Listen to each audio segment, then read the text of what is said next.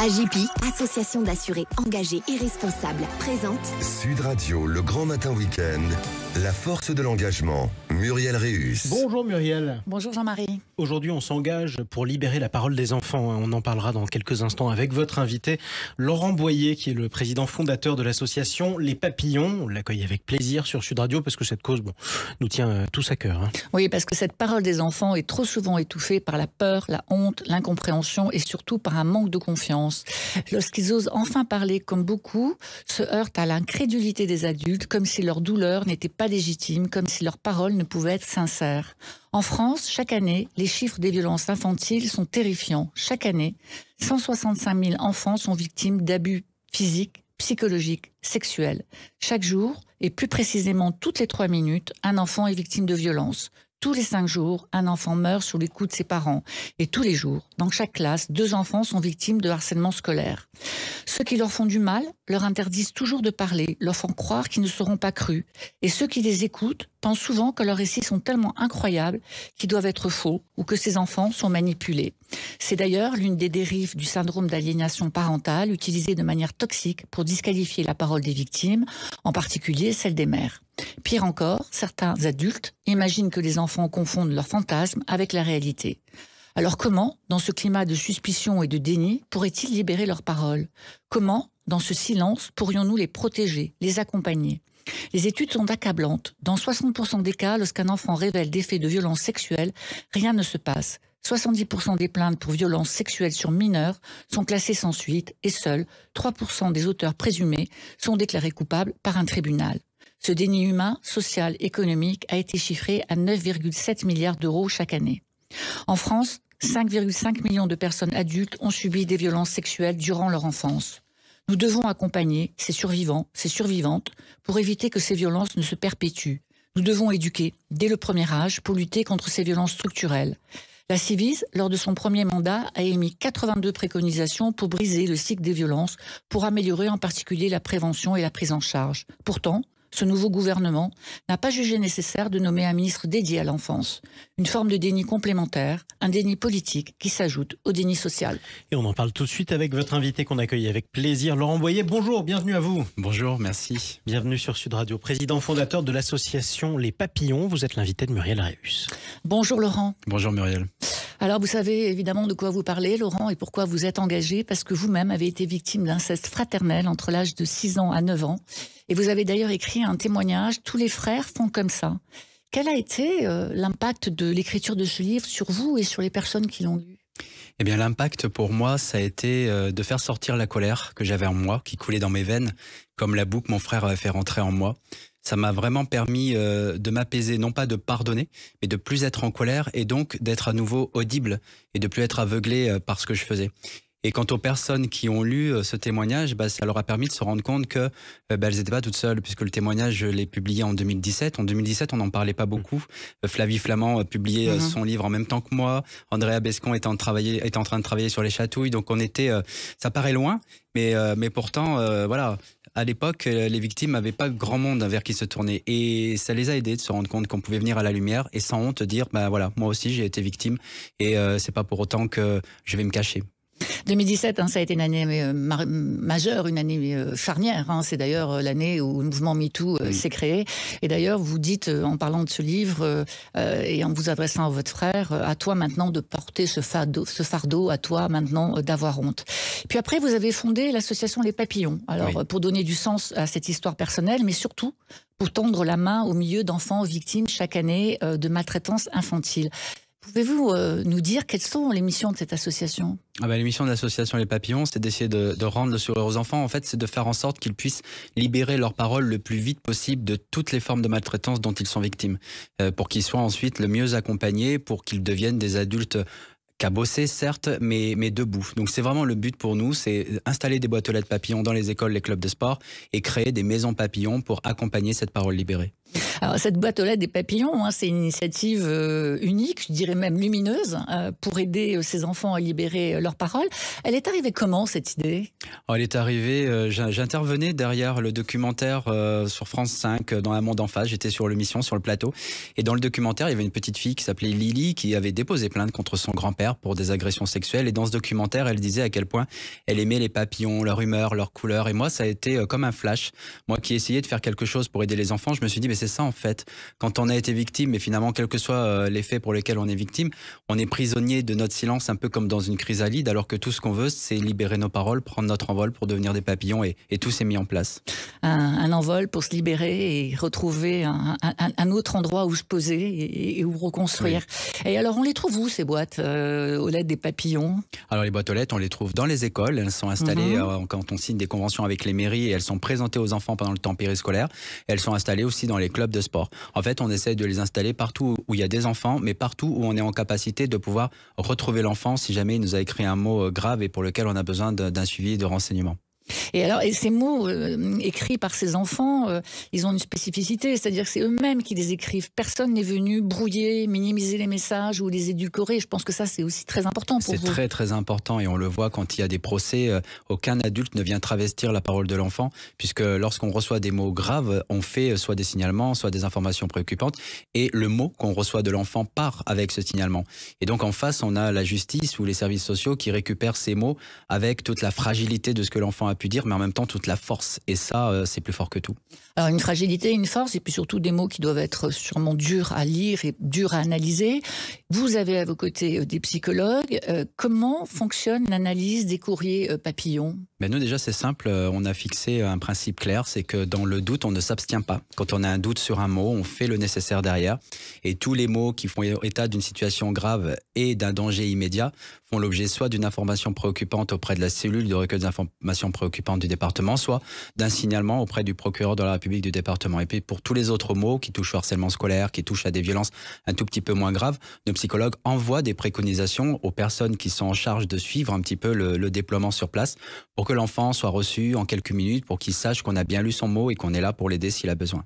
Alors, ces envois aux autorités font-ils l'objet d'allers-retours? C'est-à-dire, est-ce qu'une fois que le mot est transmis aux autorités, ces mêmes autorités, j'imagine les forces de police, la plupart du temps, ou les magistrats, est-ce qu'ils reviennent pour vous dire si les dossiers avancent ou si, manque de preuves, ils ne sont pas traités? Alors c'est un peu dommage pour nous, parce que nous en fait on n'est que des facteurs, donc on ne sait pas, on ne sait que lorsque les familles nous contactent. Ça a été le cas avec cette petite Lily qui avait déposé plainte contre son grand-père qui a été jugé il y a pas très longtemps, mais que si les familles ne nous contactent pas, nous on ne sait pas ce que ça donne derrière. On sait que les enquêtes sont ouvertes puisque les services de police, de gendarmerie nous contactent pour avoir des renseignements sur la façon dont le mot a été déposé et dont l'information a été faite, mais à part ça, nous on ne sait pas les suites.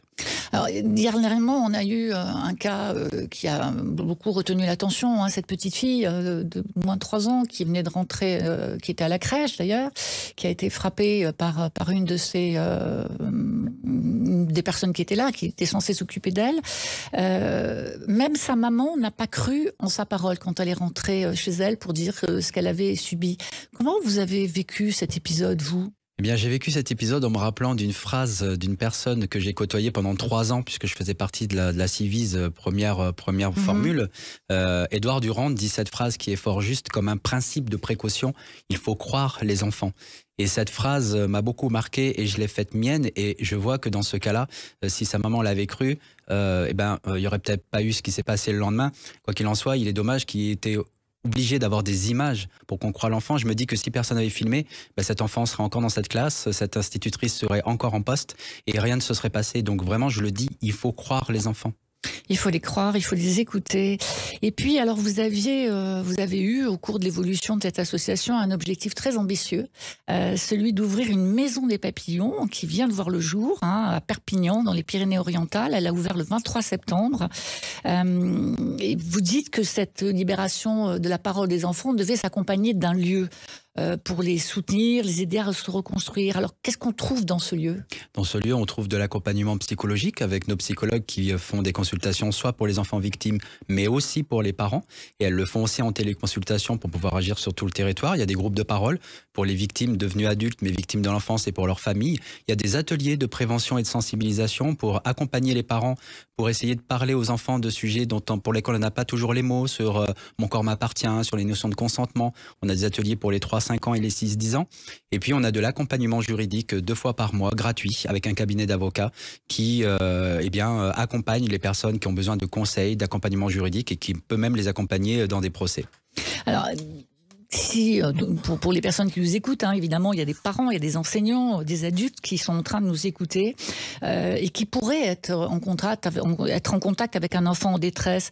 Qu'est-ce qu'il faut leur donner comme conseil? Qu'est-ce qu'on peut leur dire pour les aider à détecter les signaux et à agir? Alors c'est très simple, les enfants jusqu'à 13-14 ans, ils fonctionnent par habitude, ils ont besoin de la répétition, etc.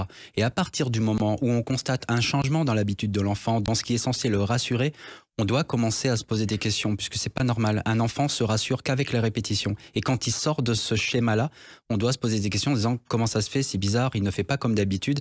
Donc ce changement-là doit nous alerter. Et puis tous les changements liés aussi à la nourriture, au sommeil, etc. Mais le changement dans ses habitudes, ça doit commencer à nous éveiller quelque chose. L'isolement, bien évidemment, et puis aussi le besoin de suraffection, ou alors justement le besoin de se renfermer, de s'éloigner des autres.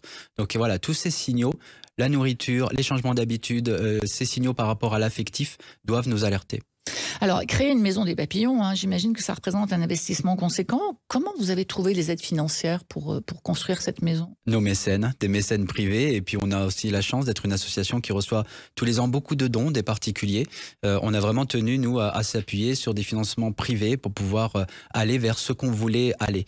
Et donc, ce sont nos mécènes principaux, nos gros mécènes, et puis les donateurs.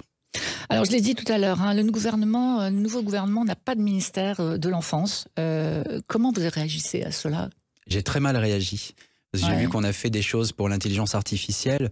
On a fait un ministère de la famille et de la petite enfance. Qu'est-ce que ça veut dire la petite enfance? C'est quoi le domaine? Et encore une fois, l'enfance, mais tout comme les violences faites aux femmes, sont les parents pauvres de ce gouvernement, sont les parents pauvres de nos politiques publiques. Et c'est bien dommage parce que tout ce qu'on va mettre en place aujourd'hui de lutter contre le chômage, enfin tout ce qu'on va faire même par rapport à l'écologie, tout ça n'aura de sens que si devant nous on aura plus tard des adultes qui sont debout et qui sont pas pliés parce qu'ils ont été trop cabossés dans leur enfance. Donc si on ne soigne pas les enfants d'aujourd'hui, on pourra pas faire une société d'adultes responsables demain, c'est pas possible. C'est quoi la prochaine étape de cette association? La prochaine étape, c'est multiplier les boîtes aux lettres dans encore plus d'écoles, c'est pouvoir obtenir un agrément national de l'éducation nationale, et puis c'est d'implanter un peu partout en France d'autres maisons papillons pour aller à la rencontre d'autres enfants victimes et d'autres parents qui ont besoin d'être accompagnés. Alors vous êtes très impliqué, évidemment, très engagé en longtemps, et vous êtes aussi depuis plus de 25 ans dans la police nationale. Vous êtes chef de service de police à Perpignan. Comment ça se gère, ça, un engagement associatif aussi important que le vôtre et ce métier? C'est pas antinomique, mais c'est pas facile à concilier.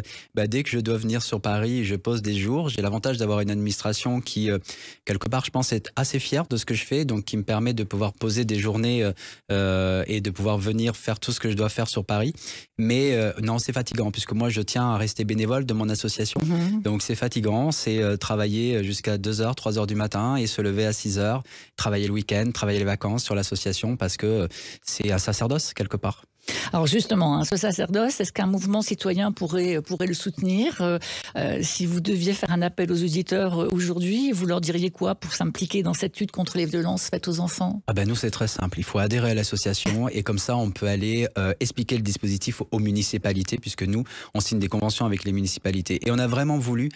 D'habitude, quand on s'inscrit dans une association, on paye sa cotisation et puis il ne se passe pas grand-chose derrière. Nous, on veut vraiment que les gens qui adhèrent à l'association soient des acteurs de cette protection de l'enfance et puissent, avec une petite e-formation en interne, puissent aller voir les élus pour leur dire voilà, moi je suis référent de l'association Les Papillons, il faut mettre une boîte aux lettres pour telle raison, voilà comment ça se passe. Et toutes les personnes qui nous rejoignent peuvent faire ça, c'est donc à la portée de tout le monde d'agir pour la protection de l'enfance, de se dire bon allez, j'en ai assez de m'offenser sur mon canapé, je veux agir maintenant. C'est très simple, il suffit juste de se lever et de le vouloir.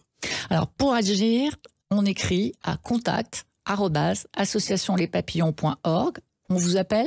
Un numéro de téléphone? Non, c'est mieux de nous écrire parce que franchement, comme ça, après, ça nous donne plus de temps à nous de pouvoir contacter les personnes. Et il est vrai que depuis quelques jours, notamment avec le procès du grand-père de Lily, on est submergé d'appels.